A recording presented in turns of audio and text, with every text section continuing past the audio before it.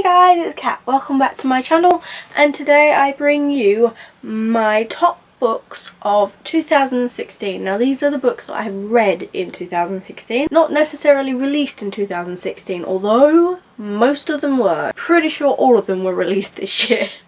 So there you go. I only have my top 8 because it was extremely difficult to narrow it down to 10, because I would get from 10 down to 3 or up to 3, whichever way you want to go, and then I'd get stuck on my last 3, so I had to chop.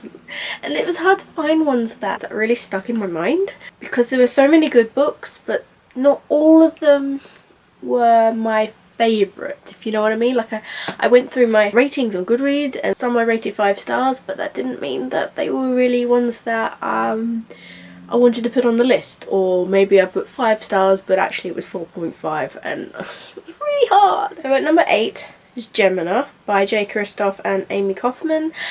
And I love this book, but I didn't rate it the highest. Like Illumini came out as 5 stars and I think Gemina was 4.5, and it was really good and I really enjoyed it. There was nothing wrong with it. It wasn't as high up in my estimation, is that the right word? Because of so much sciencey stuff in it, and it kind of went over my head a bit. I can't wait for the 3rd book. At number 7 is Winter by Marissa Meyer. It's the 4th and final book in the Lunar Chronicles.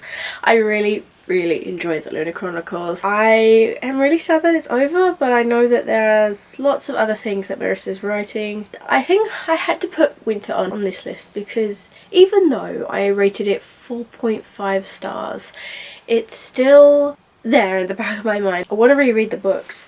The characters, the storyline, everything. Winter was my favourite, and I know a lot of people didn't like Winter as much as the others, but I found Scarlet kind of irritating and Cress irritating because there was always someone in it that just bugged me, whereas in Winter I preferred the character Winter, and it also included a lot of all the others, and they didn't irritate me as much, if that makes sense. At number 6 is the Tales from the Shadowhunter Academies.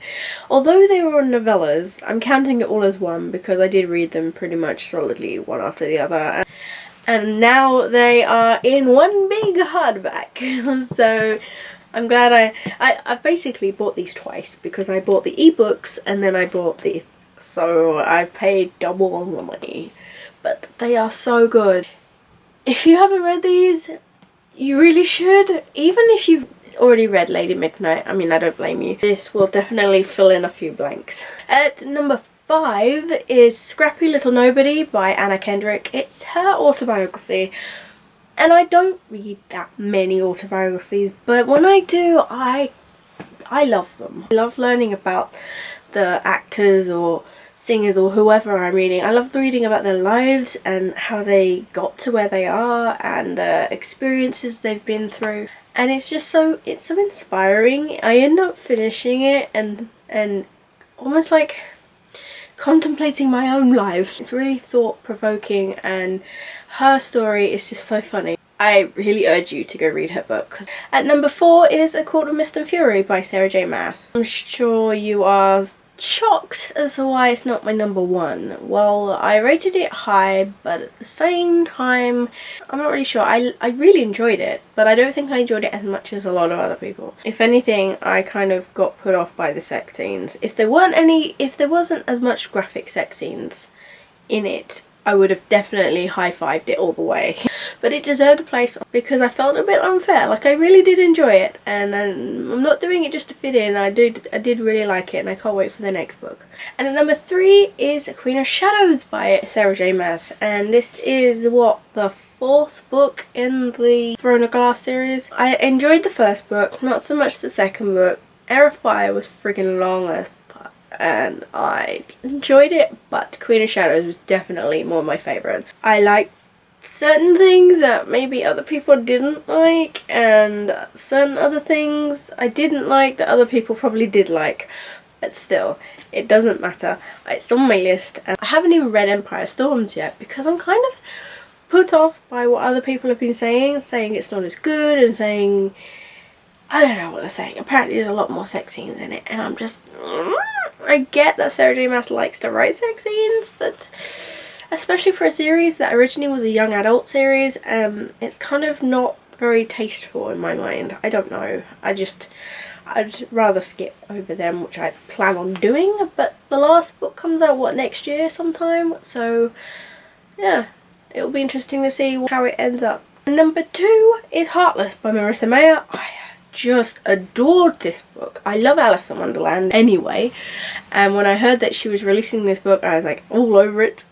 Gotta have it. And I read it really quite fast actually. I finished it last week. Really loved it. Every time I see Alice in Wonderland now I get these feels like I want to reread Heartless. It's so good.